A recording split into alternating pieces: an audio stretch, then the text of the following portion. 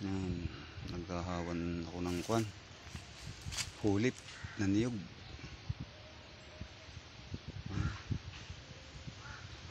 Puro gubat na, lalaki ng puno.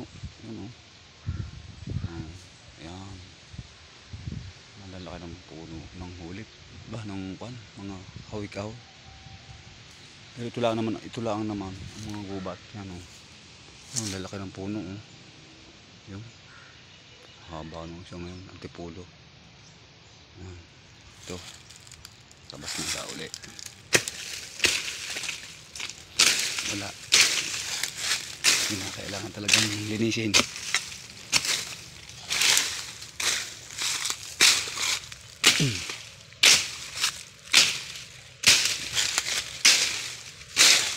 Hindi kasi nung mainit, maraming puno.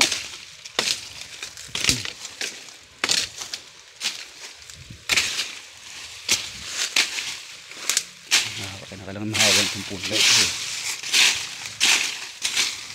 Baka minsan masilab, kailangan mahawan.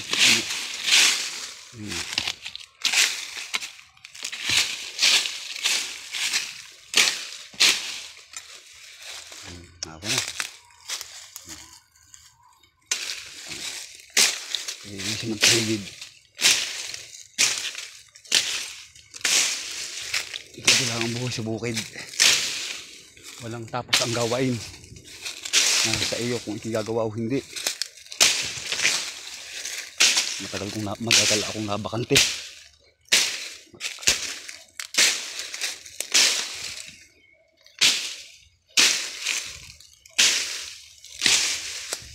Yan, buwasan natin isang paklang. Nakalinis na tayo ng nakakailang puno na tayo. Puno pa rin ng niyog yun. Kailangan matabsan.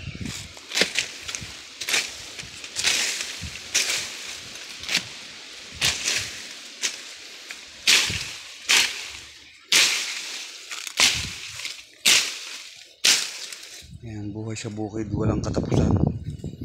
Nasa sa iyo kung gagawa ka o hindi. Pero hindi mapili hindi gagawa. Narito ang kinabubuhay.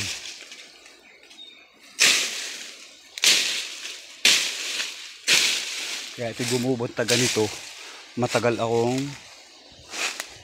hindi gumawa para nawalan ako ng gana. Kaya kailangan ibalik ulit sa dating gawi, linis ulit. Kaya gumubat, kasalanan ko rin. Pero ngayon ito hindi nagugubat. Hindi pansa na din.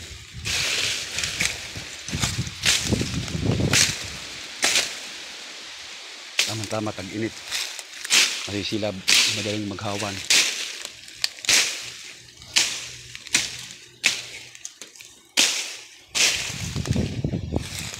Yeah.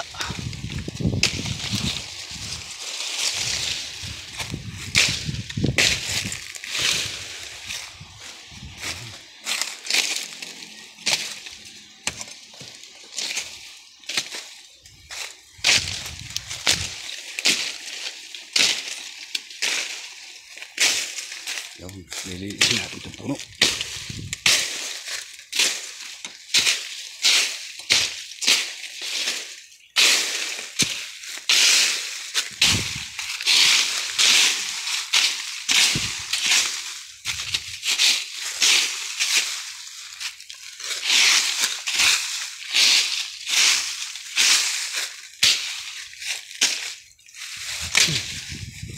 Bawasan natin ang palapa.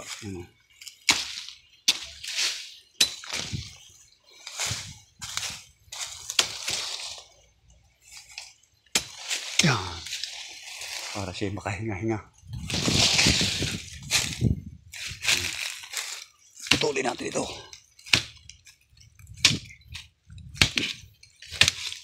Yan. Yun. Makahinga na.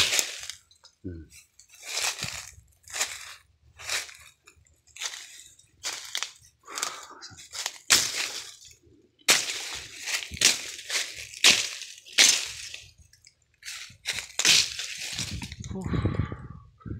Pagod. Bye-bye. Ganito po ang buhay ko sa bukid. Walang katapusang gawain. Pero okay lang. Bye-bye.